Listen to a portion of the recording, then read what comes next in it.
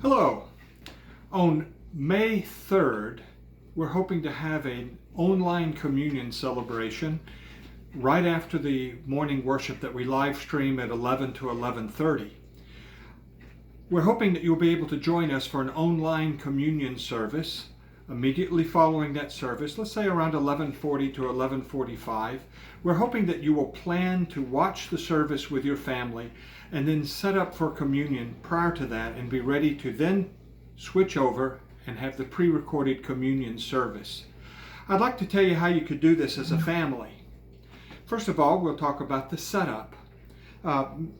There's no real rules about this, but there's a certain things that we can do to make it nice and make it a real celebration as a family with whoever you're with.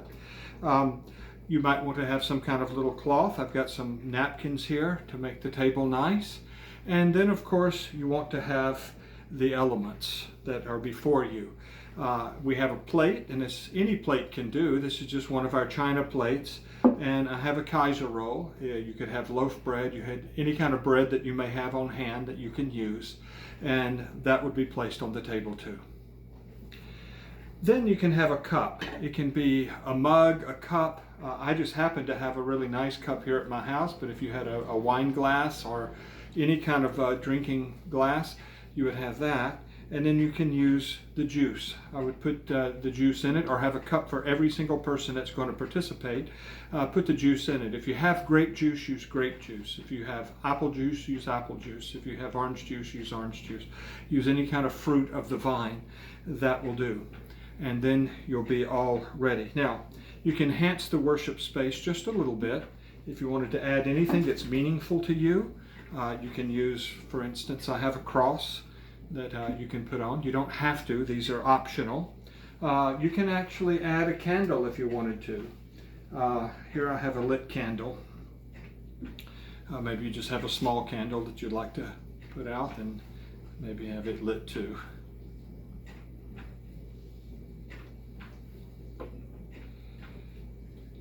And that makes your worship center. After the service is live streamed and we've heard the Word of God preached and we've sung our prayers and said our prayers and interceded, then switch over to the YouTube of the pre-recorded message on Holy Communion. There'll be just about a 5-minute service in which I do the words of institution. Now, what are the words of institution? Those are the words that Jesus left us in that final meal when he said, "This is my body." He took the bread, and when he had blessed it and broke it, he said, "This is my body given for you. Do this in remembrance of me." And then after the supper, he took the cup, and when he had given thanks and blessed it, he gave it to his disciples and said, "Take and drink from this, all of you. This is the cup of the new covenant in my blood, poured out for you and many for the forgiveness of sins." Now, you can take these elements that you have prepared, and they'll be blessed as I am blessing them through the video. And then when I invite the congregation to come forward, which the crew that was there for the filming last week came forward and we participated in communion, you can participate with your family. And then there'll be a prayer after the communion. And after that, we'll have a final benediction. Now, some of you have received, because I've been visiting with you, just coming at the door and leaving it, a little package like this. I wanted to show you how you can use those and open those. It's got a little cellophane package lid on it, and you take that off first. And then the bread comes out, and then you can partake in the bread. And then when we come to the time of the cup, you can take the rest of the lid off, and then you can partake of the cup. I hope you'll play this video for your family and that you'll be able to set up and share in this communion with us. Christ said, "Where 2 or 3 are gathered in my name, that's where I am." You say, "Well, Pastor Kim, aren't we all supposed to be together?" We are together with Christians all over the world. And even if not that, even if we're just alone, one of the great Christian doctrines in the Apostles' Creed is we believe in the communion of saints. That is our fellowship, our communion with saints, living and dead, those all around the globe, all throughout the time, past and present, those in heaven and those on earth that we are fellowshipping with.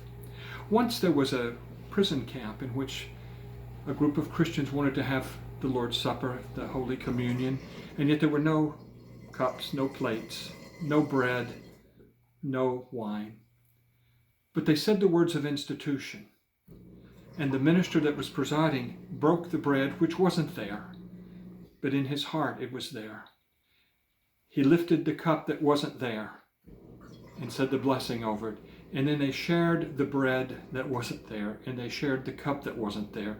It was a beautiful statement because the efficacy, the effectiveness of it is not determined by the actual elements.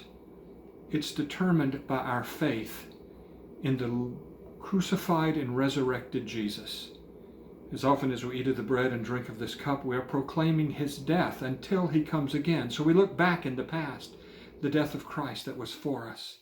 And we look forward till he comes again. And we feast with him forever.